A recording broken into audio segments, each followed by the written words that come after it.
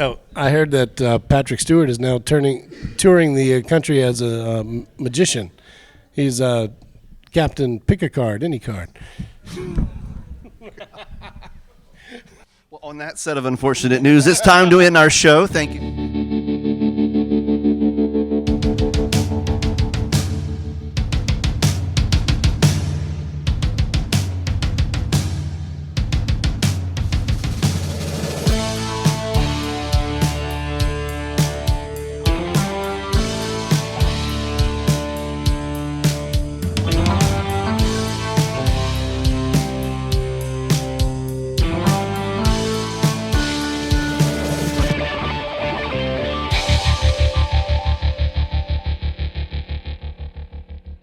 Well, good afternoon, everyone. You look so cheerful and you're far away. I can't see you.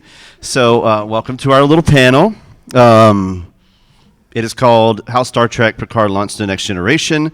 It's a discussion with other fans, about how legacy characters were brought back in a correct fashion and how some of the cool things in Star Trek Picard might have happened in lore to get us there. I am joined with math is hard today. So I'm joined with two beautiful individuals that are going to introduce themselves and who they are, why they're here, what their favorite color is. My name is Blake Peaty. You have to talk real close to the microphone. Okay. My name is Blake Peaty. I'm a geek pundit, I call myself. Did a podcast for several years before I had a kid and lost any quiet space to record in my home, but I still espouse on these sort of things whenever possible. I'm Eric LeBlanc. We've been doing We've been doing panels at this show for years, since it was Wizard World. I used to run a website called sci-fi-actorappearances.com, but I retired from that and gave it to Justin. So if you have any, if you like the site, thank you very much. If you had any problems with it, talk to Justin. At least you didn't say you wrote me or I wrote you into something. I have put up a QR code. If you want to scan it afterwards, that's great. If not, that's fine too. We list actors, their appearances. We have news. We have articles. We have server timeouts sometimes because our server's not good, but we try to list actors accordingly to the conventions that they go to. Hey, I'm getting a spam risk call. I'm very ADD on these panels, so you'll find that if I don't hear from you, I might walk out and ask you a question. I might just come and get real friendly. So please raise your hot little hand and we'll answer questions and talk about it. Again, this is a panel by fans, for fans. We're going to have opinions that are going to be different than yours, and you're going to have you're going to have opinions that are way different than ours, and it's okay. It's all right. And we like our panels to be a discussion, so don't be afraid to yell out, interrupt us, raise your hand. We don't like our voices bouncing off the walls. Our panels are usually at 10 in the morning when no one has woken up yet and had their booze and their coffee, and so welcome on board. So 5-card stud, Nothing Wild, and the Sky's the Limit is how the Next Generation ended, and so we thought that would be the end of Captain Picard, the rest of the crew. After that, well, of course we had the movies, but that maybe doesn't count. But as far as storytelling goes, that was the end of the Next Generation.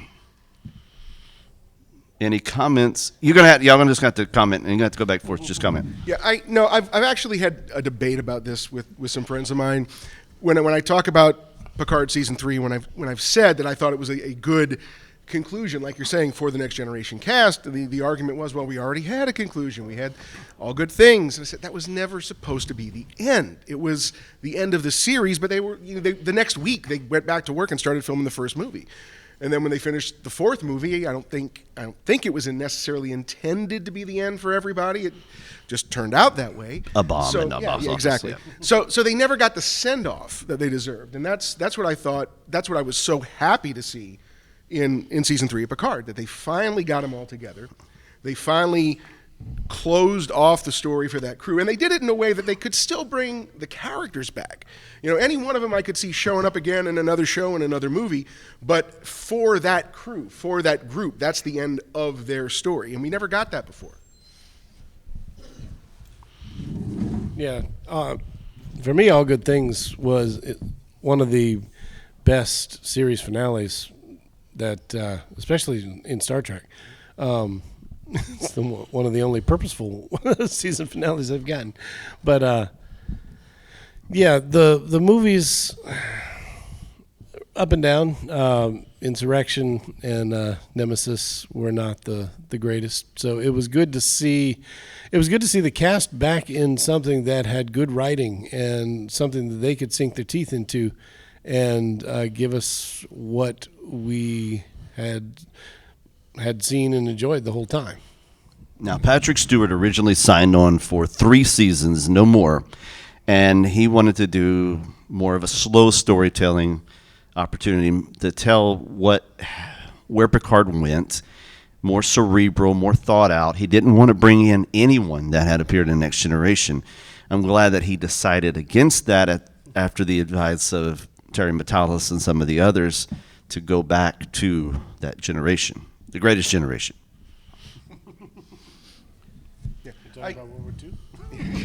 Yeah, that the first 2 seasons, again, had ups and downs, but the parts that I enjoyed the most were the ones where they brought in Riker and they brought in Troy for those couple of episodes, and you couldn't really do that in season 2 with all the time travel stuff. But at least you had Brent Spiner in every other episode, and it's I understand what Patrick Stewart was going for. I know why he wanted to do something different. I get it.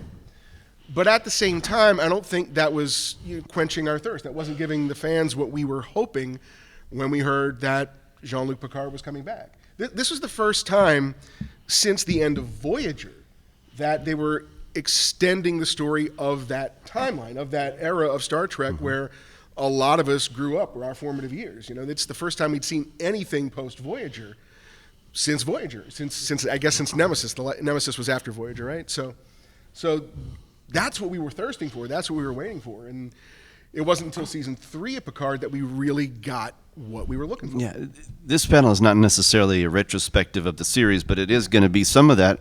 And I don't think in season 1 we got a story about Data's daughter, and it kind of went nowhere in a sense. You had the archive Borg ship that made absolutely no sense to the story.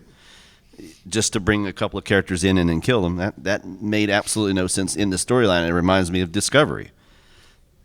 And I'm not any Discovery fans before I bash it a little bit more. I'm sorry. We'll have consultations. And Discovery is one of the best looking Star Trek shows ever made. Gorgeous looking. Right. Okay. Yeah. Okay.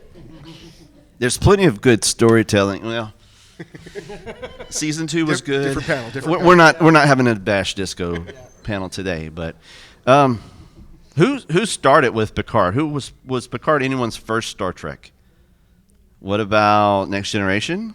Next Generation was not first. DS9. What about Voyager? Any of the Kelvin series, the J.J. Abrams disasters?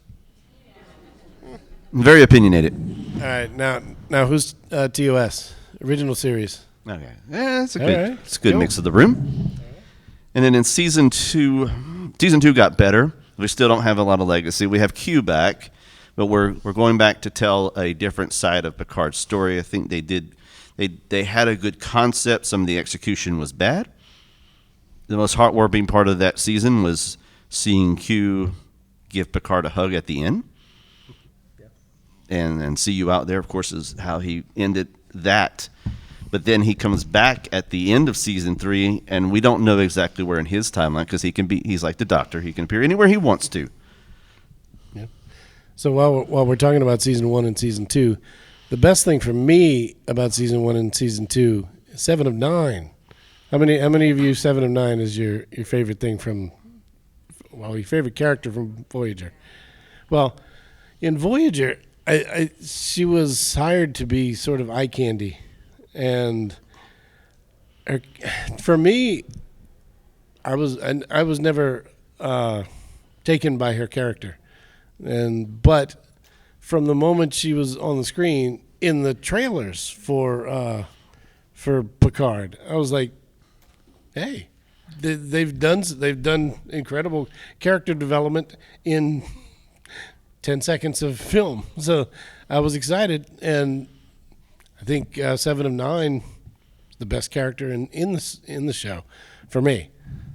Certainly in the first 2 seasons. I'm kind of with you. I was never a huge fan of 7 and 9. I'll be honest, I was never a huge fan of Voyager in general. Sorry.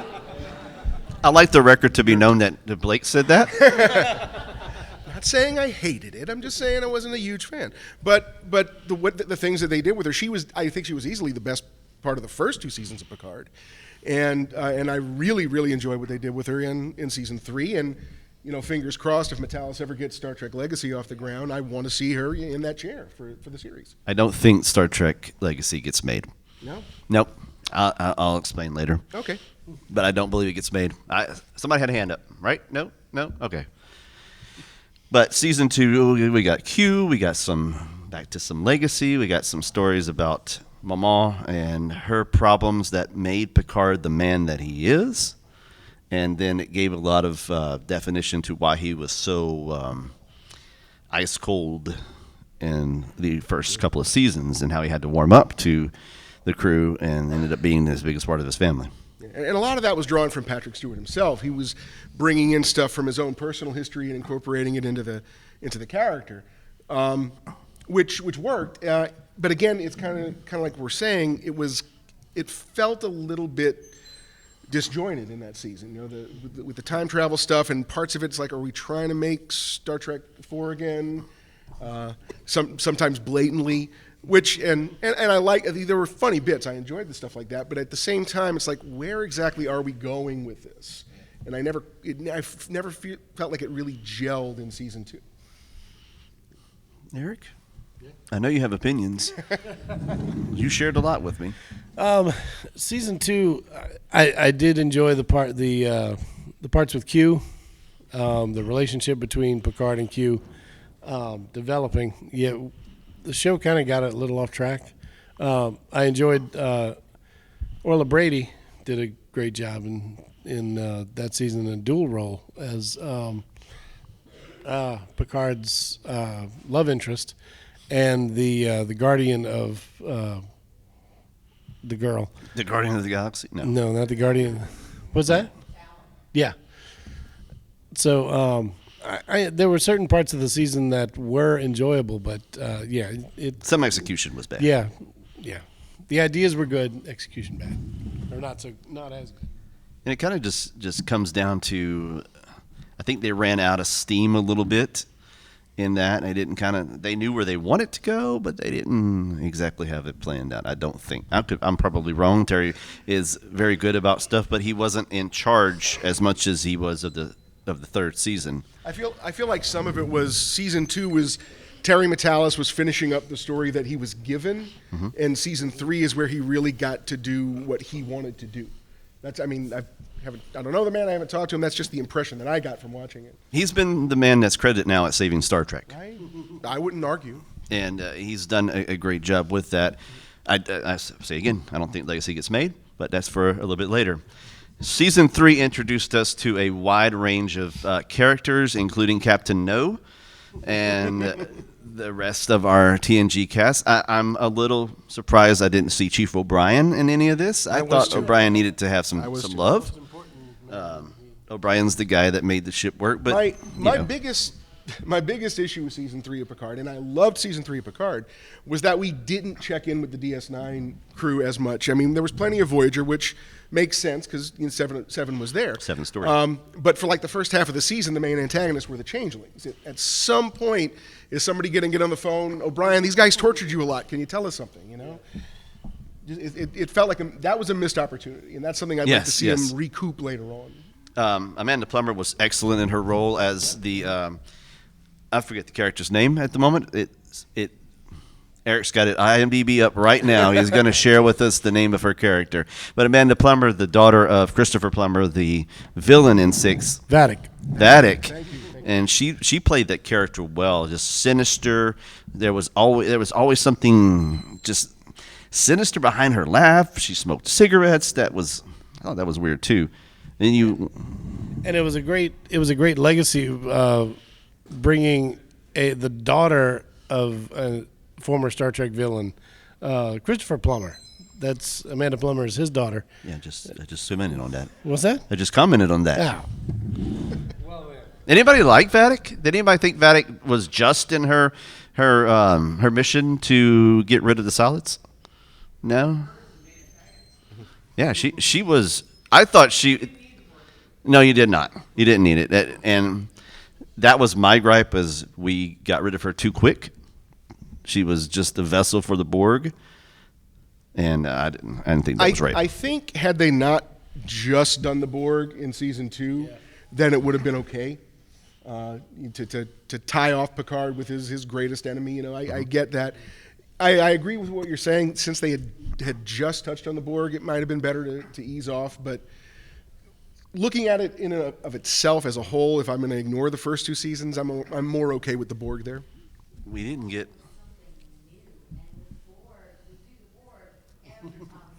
They are the Daleks of Star Trek.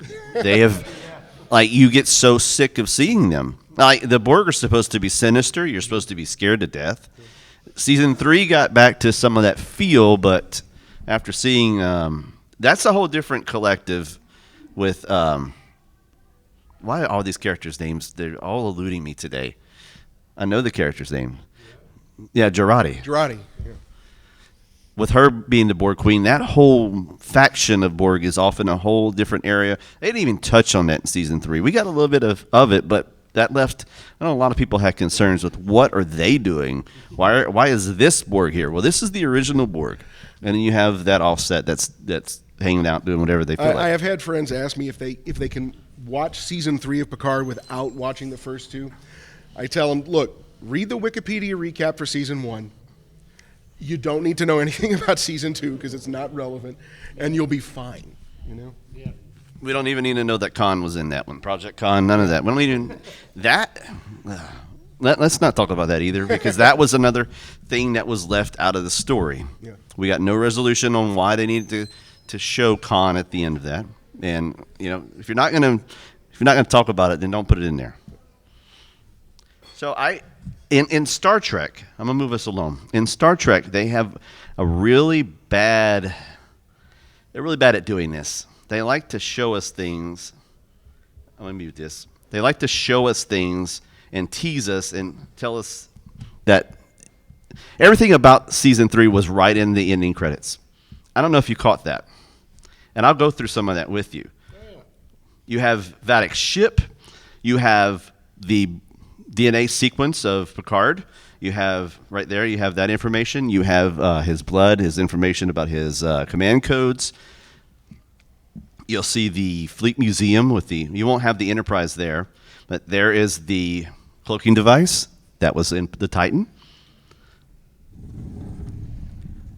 DNA again. This season all about DNA and about blood. So who noticed that during the season? Who was looking forward to the closing credits? Did anybody notice it? Anybody? I was looking forward to seeing each time the closing credits went by. I was like, okay, we found out what this is this week. Do you know what this is? Anybody want to take a guess at the song? Yes, but what is it? What tune is it? That's the Moriarty. Anybody read music in here? Data's whistling that Encounter at Farpoint. That's his song. I just thought that was pretty clever in there. There's a podcast that they went through and they showed that. I didn't know that. I didn't read music. But then again, they love to hide this kind of stuff, and it made the season. I couldn't figure out what was going on, but sometimes I'm like, oh, it was there all along. It spoiled it. It spoiled it just a bit. I don't think you could see anything else in the closing credits, but that was there. It's them being the way they are. They like to hide stuff in plain sight.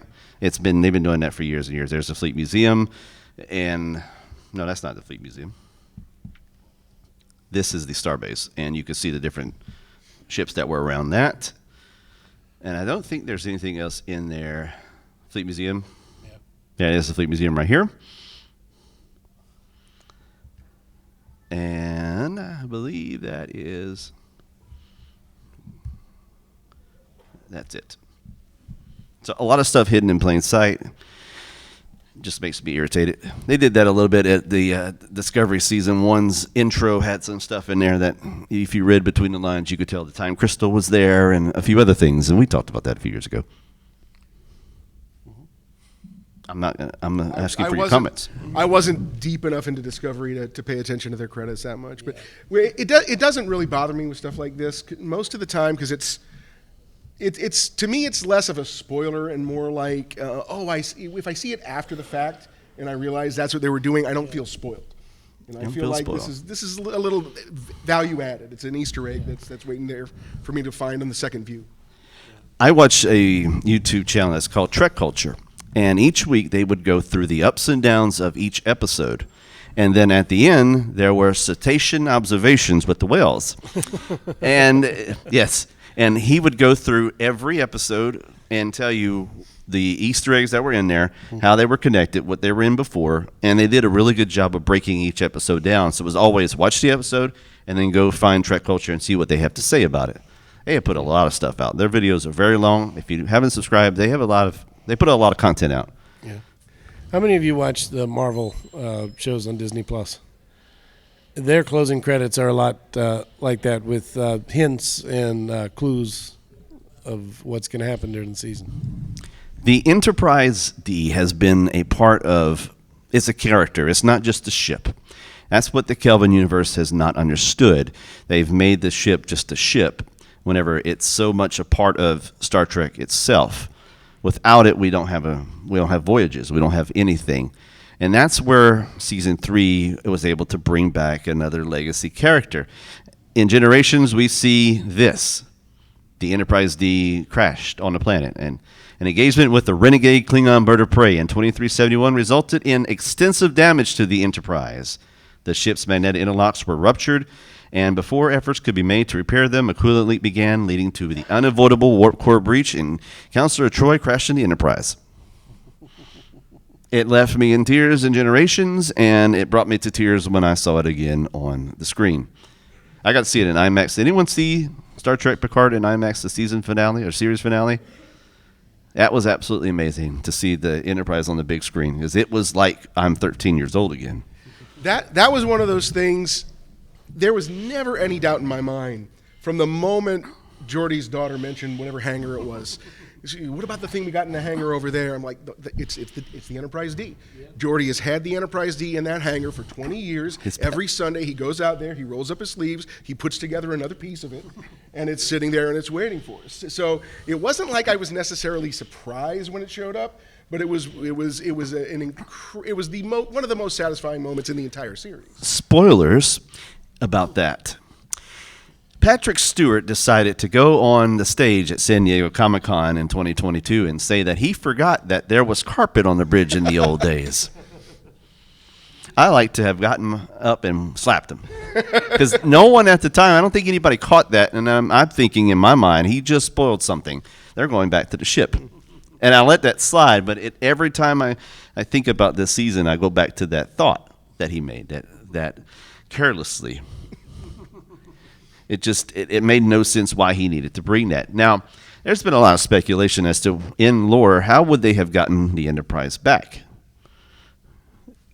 Audience members, you all have got to say something. How did the Enterprise get back? How did they get the saucer section? Anybody know? Anybody want to comment? Anybody want to think about it? No? I'm about to go out there and just bring a microphone to somebody. Tractor beams. Anybody else? Yes.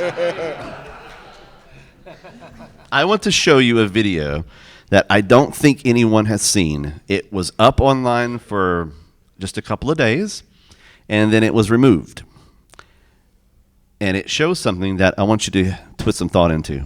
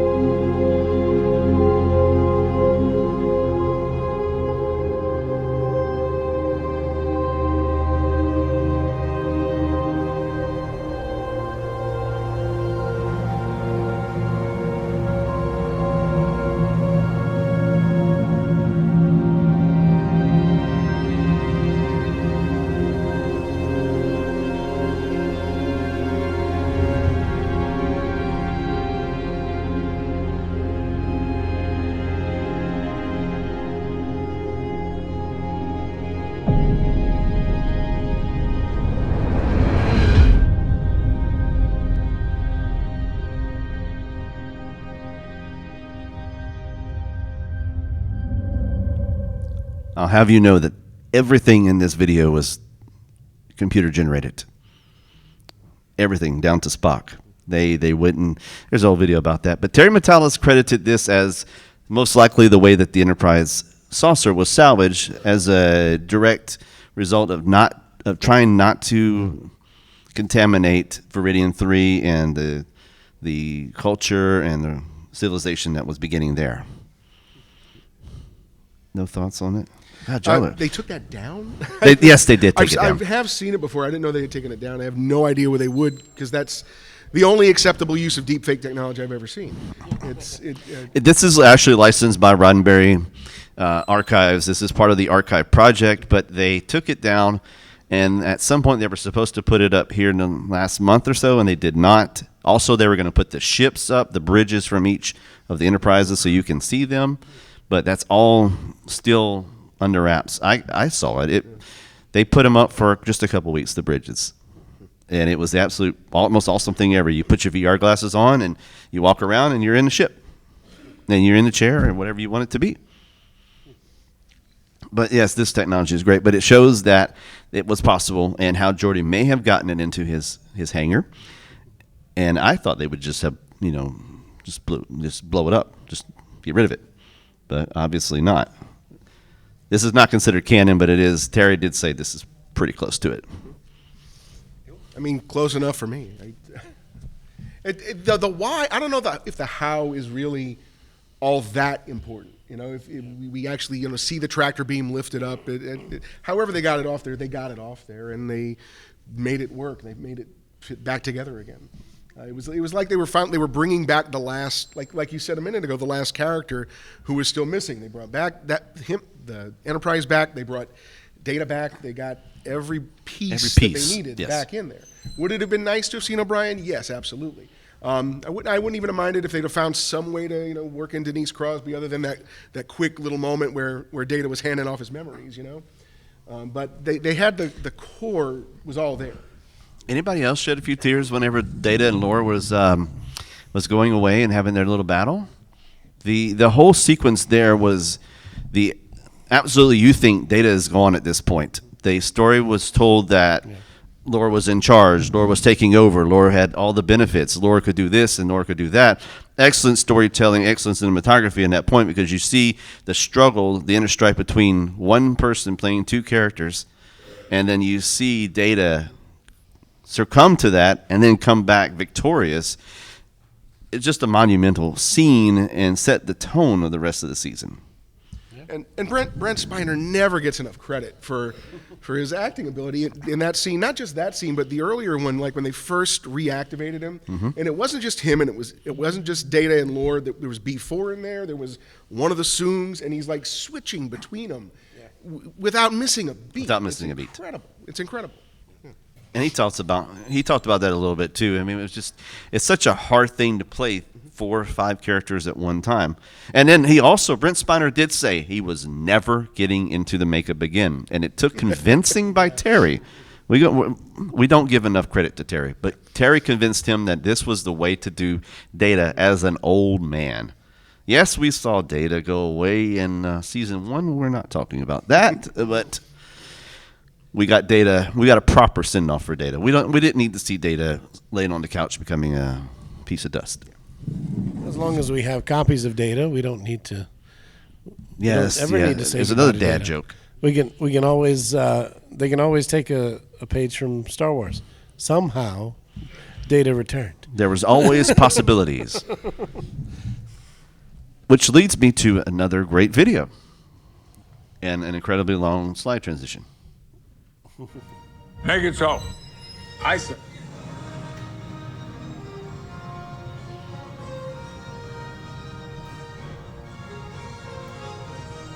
Mr. Data, set a direct course for Earth, maximum warp. Aye, Captain. Course laid in, sir. She's ready. Engage.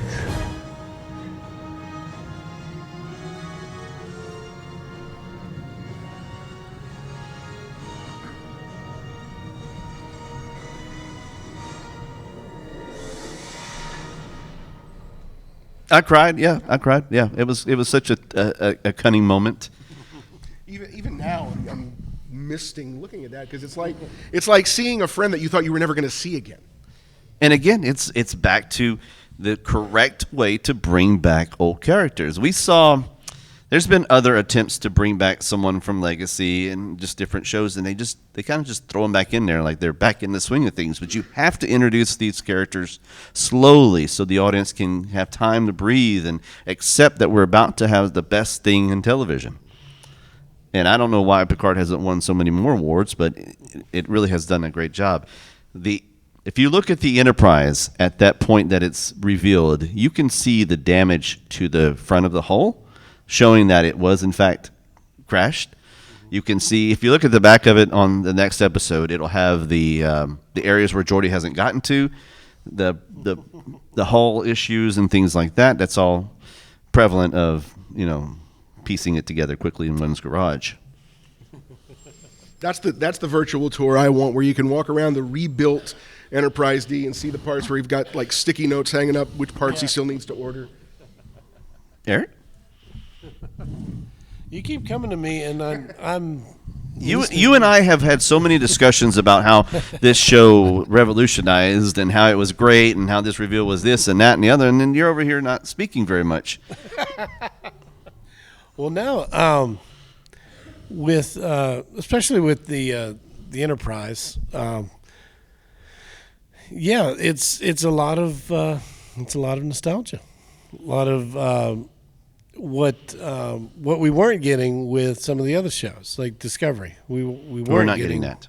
Huh? We were not getting that. We never will. No, and we were getting a lot of new things with Discovery, taking us to places where they thought we wanted to go, but we really didn't. But Picard gave us what we wanted, what we really wanted. Strange New Worlds is giving us what we wanted too. So Lower Decks is giving us what we want, and Prodigy is. As Star Trek fans, it's great to have something new, and it's great, but it's also great for the people creating it to think about the fans when they're creating it. It's almost like sometimes they create something and they'll say, well, we have a built-in audience. They're going to see it anyway. But when you take the time to create something new, put what you want into it, but consider the people that love it already, then that's when magic happens. Everybody wants the sports car, but going back, I keep saying going back, but we're going back some more with this. Now we're back to the Borg. And seeing the Enterprise move through the Borg cube, like the Return of the Jedi Death Star sequence, that was pretty amazing. I thought, I think I could get behind that, because we never see the ship move. It's always this old lady that doesn't have a purpose. But they've shown us that the Enterprise can be sleek and stylish and move quick and not have those problems. I think it's hard to show that with a lot of the stories the way they did them in Next Generation. First of all, just because the technology may not have been there yet, but also if it's a story, it's about one ship or even two ships in space. How do you show that kind of speed, that kind of maneuverability? Putting in an environment like the enormous Borg cube gave them an opportunity to put it in a context we've never seen it before. And again, that was one of those things where they gave all these characters such great moments. Deanna Troi got some redemption for the end of Star Trek Generations in there.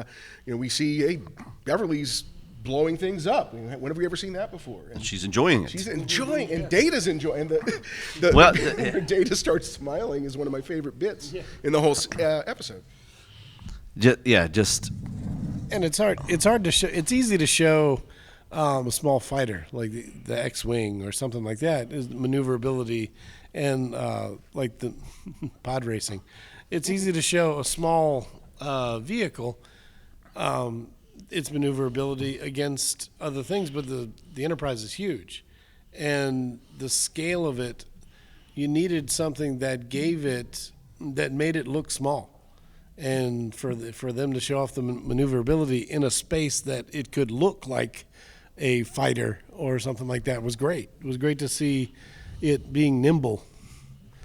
like it wasn't should an be old in lady. space. Yeah. That was.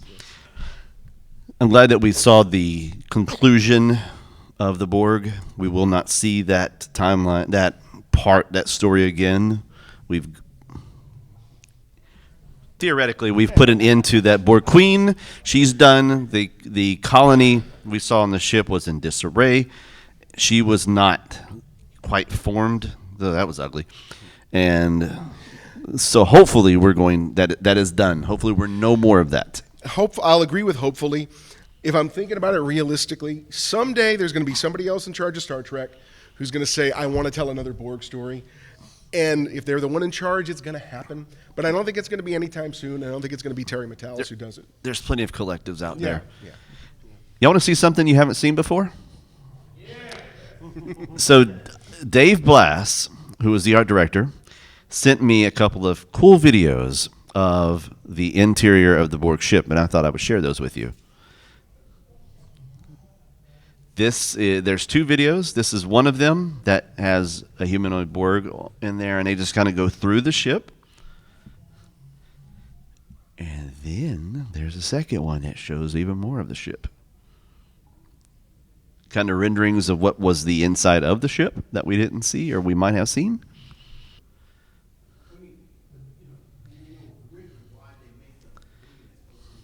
That, I don't have an answer for that. No It's idea. Art directors. Every show has their own art director, and they decide the overall visual style, and then that person probably at the time said, okay, Green works with this. Borg were not originally supposed to be robotics and like this. They were supposed to be insects and some other things. That episode where it was the start of it with the thing in the back of the neck and the guy that got all his insides were, that's gross. That gross episode? Yeah, that's what they were starting something with the Borg timeline at that point, but it got nixed, I believe, because of a writer's strike. I believe that was the answer. If I were to take a wild guess, and this is 100% a wild guess, I would think it's probably the same reason you saw so much green in the Matrix. It's computery. When you're in the early 90s, that's associate that color with computer technology. That would be my guess. To me, it's their representation of synthetic light. Yeah. Green being a color of light. And their interpretation of that. That's something that inertly maybe that they held on to, that they wanted to affiliate that color. That's what I always stand out with the board, that they're so assimilated, but yet there's that little bit. And it always helped them open up to when they could convert this one and that one. It's also a color you don't see a lot in other Star Trek, at least at the time. The Enterprise, there's not a lot of green there. The Klingons, it's a very red environment. Except for Vulcan blood, there wasn't an awful lot of green floating around. You got that right. I'm hopeful that this is the last. I don't want to see any Borg for a while. This made me terrified of the Borg again. This little bit. This was the Queen and her being captive like that. It really put a sense of fear and urgency in that. Seeing Picard going back into the collective, I didn't know why he needed to do that, but it did show humanity that it is possible for John Luke to have that. I have a problem with them calling him John Luke in the series. I don't know why. I still think they need to call him Captain or Admiral or something. I just have an issue with like Riker calling him John Luke, because you see at the end of Nemesis, the new first officer says John Luke, and they share a big scene about that. It bothers me. It didn't bother me. Do we have any former military people in here? Do you call your former commanding officers by their first name? Well, there we go. Yeah, I guess if you're friends with them. What's that? I was just gonna say, once you're outside of that chain of command anymore, I'm not in the military, but I work with physicians. If we're not in a hospital setting, we're all Normal. Yeah. I don't. retired, especially retired. It depends, it's kind of like relaxed movie status, right? So if you like a tier one or whatnot, they let that go, So it's just it's a case by case thing. Yeah. If you got your CO you might find it like that, then it's all right. Yeah. If it's officer to officer or officer to enlisted, it might be a little bit more. No difference. Yeah. Yeah. But officer to officer, it becomes more of a kind of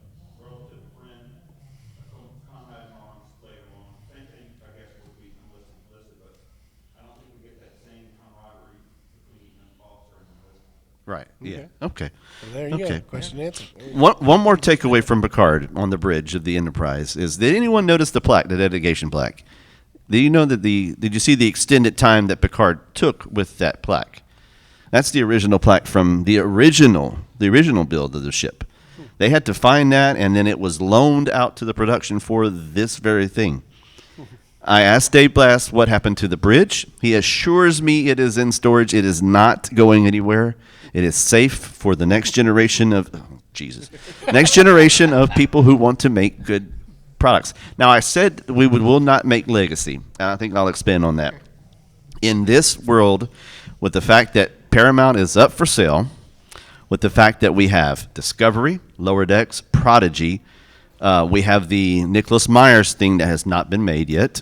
We have all of that on the table. We have the Section 31 that probably will never be made film that seems to keep being in production and out of production and whatever else. And then we have Starfleet Academy.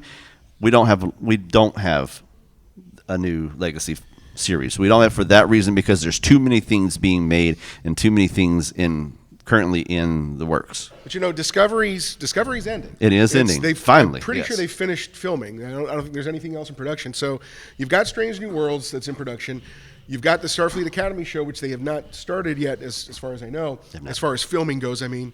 And you've got the Section 31 movie. But as far as live action goes, you don't have that much. Yeah, you don't. And I think I think that there will be something else eventually. I don't think anybody's got any question about that.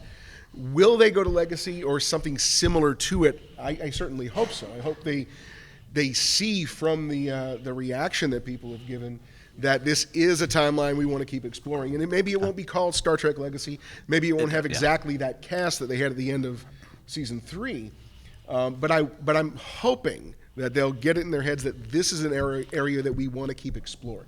I'm pretty pessimistic about it because I know how they are with money, and seeing the fact that Paramount might get sold to Warner Brothers, it will be the most disastrous thing in television history, and we will be back to having problems with Star Trek like we've never had before. But if they keep the right people in charge, like Terry Matalas, and we could get Star Trek has always been successful moving the timeline forward, going to Next Generation, going to Deep Space Nine, going to Voyager. And when we're with Picard, we're at the edge of that timeline. And Legacy would be moving that timeline forward instead of going back or going forward again. So I think we have a good shot of getting a show that extends that timeline because that's the sweet spot, it seems, that where people want it to go. The only other show that's playing with that era right now is Lower Decks, which is great. I love Lower Decks. I will never complain about more Lower Decks. But at the same time, we know it's not going to go past that point because Lower Decks, I think, starts relatively soon after Nemesis. It's before any of the Picard stuff. Yeah. And we do want to see that timeline go forward. That was the thing when they brought in Discovery. It's another prequel. Not to say that you can't do them well, but any prequel is full of landmines that are set automatically as far as continuity goes. Then they try to fix that by bumping into the future, but they've gone so far into the future that it's without I can't think of another word to use. It's kind of irrelevant towards the characters in the era that we're interested in. So I want to open up the floor for a couple of comments, if anybody has any. If we're going to be running short on some time. I would love to stay here and talk about Star Trek until the night, but I'm sure there's other panels. Anyone have any final comments they want to share? Anything that you enjoyed or hated about Picard? If not, on that set of unfortunate news, it's going to be time for us to end our presentation. I want to thank everybody for coming and being a part of our little Star Trek panel this year. Thank you. Hope you have a good, I'm about to call this Wizard World, Fan Expo. We got another whole few more hours of the day today and a whole panel day tomorrow. So thank you guys for coming. Thank you, gentlemen. Thank you. Thanks for having me. And I'll leave this on the screen if anybody wants it, but